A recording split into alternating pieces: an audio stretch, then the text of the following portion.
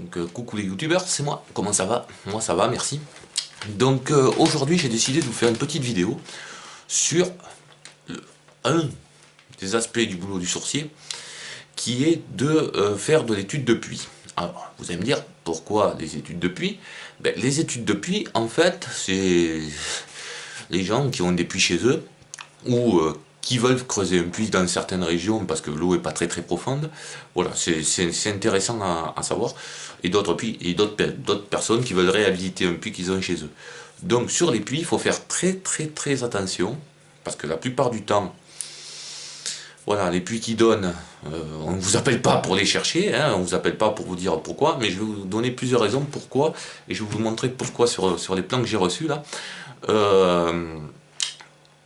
Il y a certains puits qui ne donnent pas, ou qui ne donnent plus. Enfin, ça peut arriver. Alors, la première raison qu'il y a, c'est qu'un puits, généralement, avant, il le faisait sur un croisement de veines.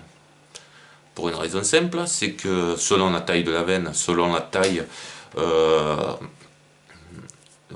la veine, et tout ça, on cumule les débits, donc c'est intéressant.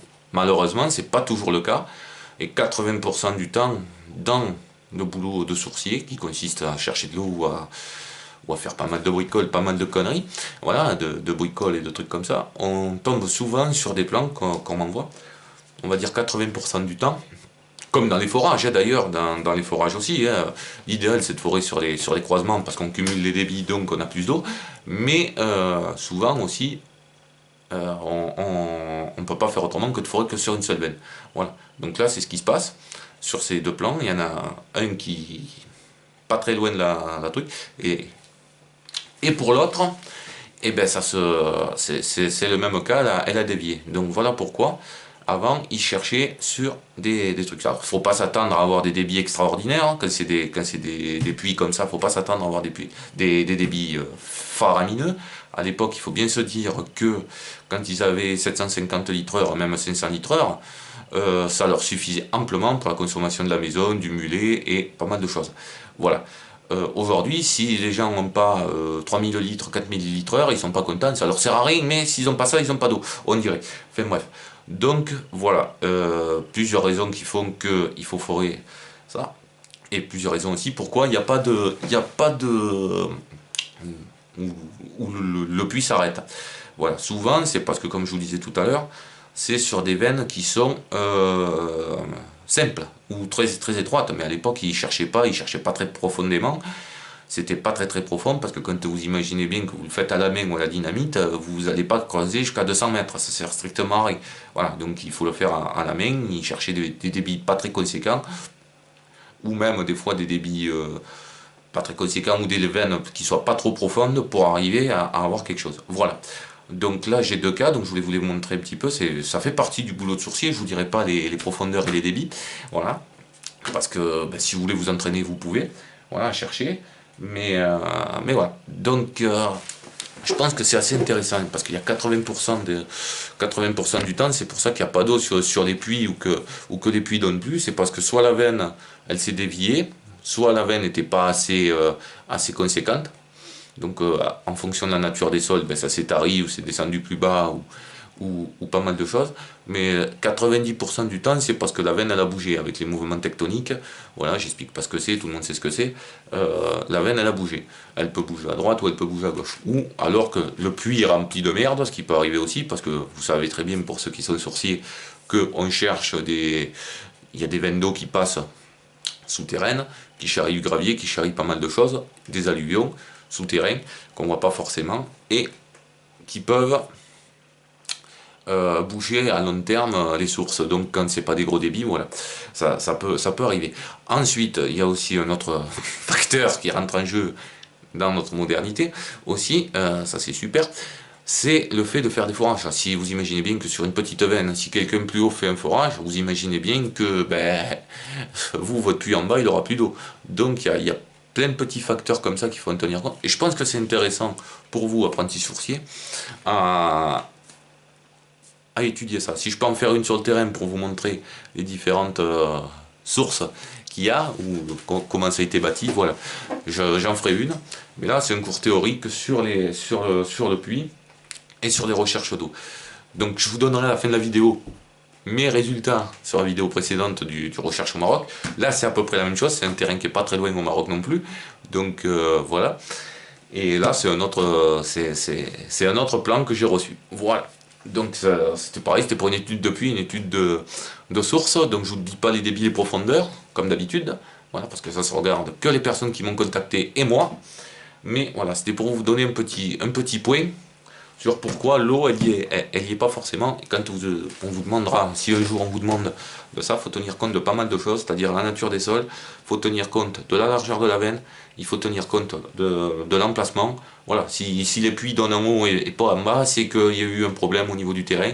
Enfin voilà, c'est pas mal de choses. Donc je vous montre les petits résultats. En plus c'est intéressant parce que je vais vous montrer quelque chose. Hop là, regardez bien. Je sais pas si on les voit bien mes plans. Je vais zoomer un petit peu. Hop là. Excuse. Voilà. Donc ici on a deux plans. Vous voyez? Ici on a deux plans. Alors attendez, je dézoome un poil. Voilà. Alors celui-là, c'est celui du Maroc. D'accord? Et vous voyez que le puits existant, excusez-moi pour la qualité de la photo, hein, le puits existant est ici. D'accord?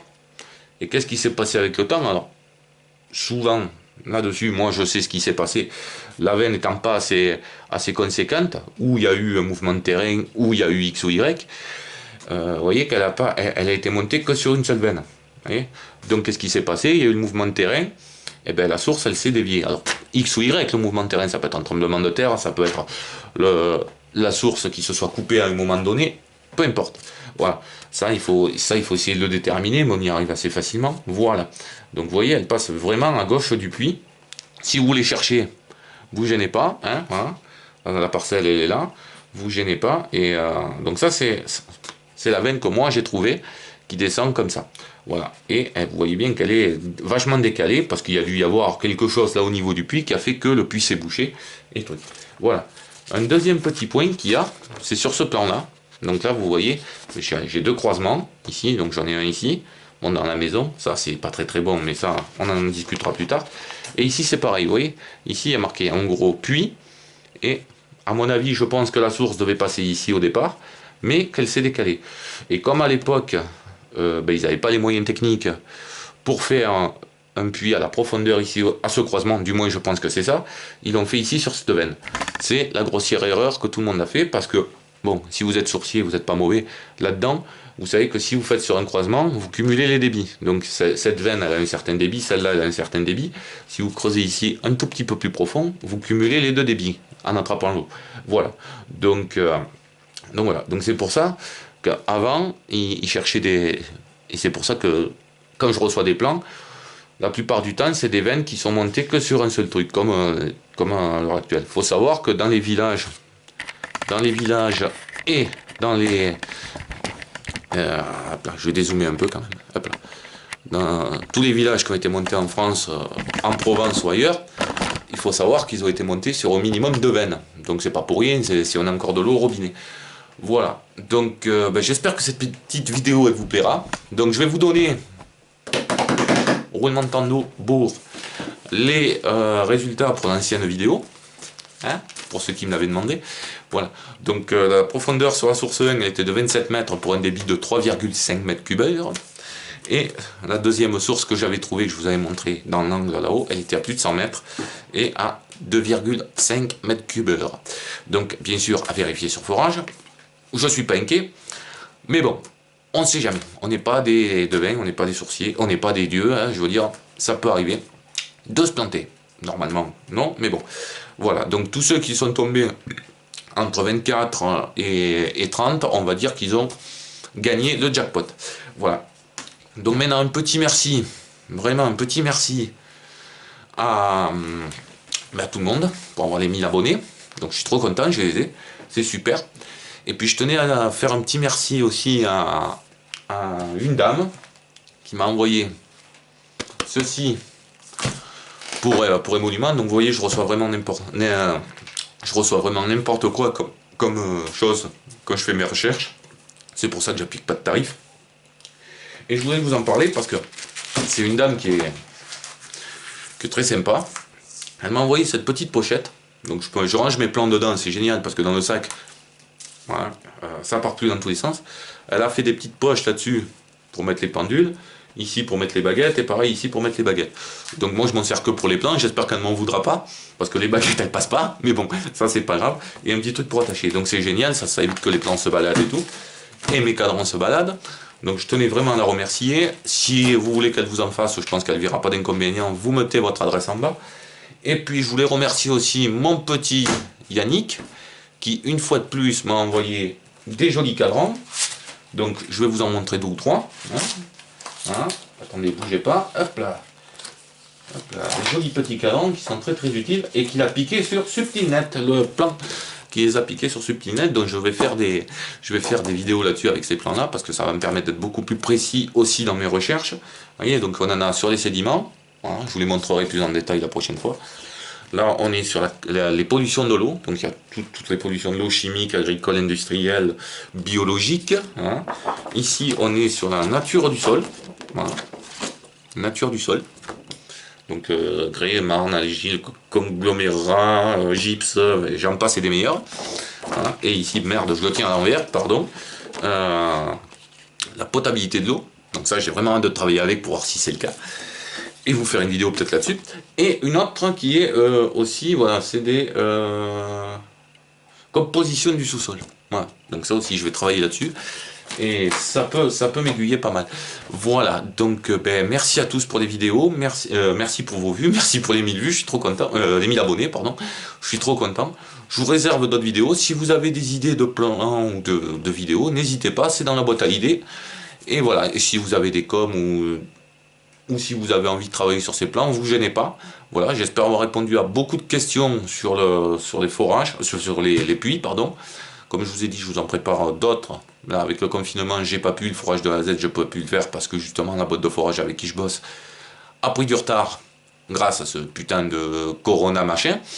Voilà, donc, mais je vous la prépare, ça, il n'y a pas de souci. Voilà, donc, ben, écoutez, bisous à tous et à très bientôt. Ciao, ciao.